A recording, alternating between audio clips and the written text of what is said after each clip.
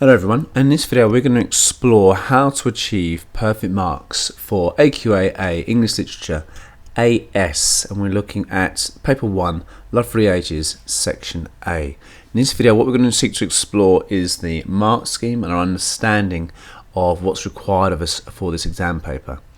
So there are two papers here. So Unit 1, Love for the Ages, 1 hour and 30 minutes, and it's 50% of your AS. There are two sections. One is an extract based on a Shakespearean play. The other is one essay based on a poem given in the examination.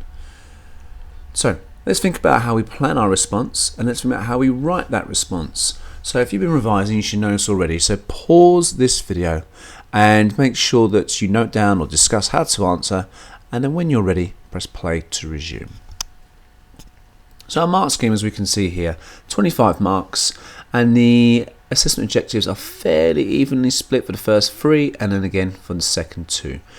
So AO1 is your ability to create a clear argument. Basically write an essay which has your viewpoint working all the way through. If you do that perceptively with great use of terminology, you'll get 7 marks.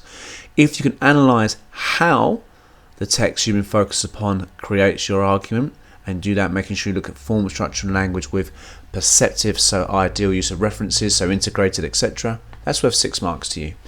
Also 6 marks is your use of context. So can you perceptively, so intelligently, include that as part of your analysis? Remember, context can be social, historical, as well as what's happening in the extract at the time. 4 is your ability to explore connections across literary texts, and here what we're looking at is your ability to explore this with the rest of the play in mind. Finally, area 5 is your ability to use different interpretations, so that could be feminist, structural, that could be psychological, it could also be what previous experts have argued regarding the text itself. So thank you. When you're ready, we're going to start to look at the planning and the writing methods. So make sure you're ready for the next video. Thank you.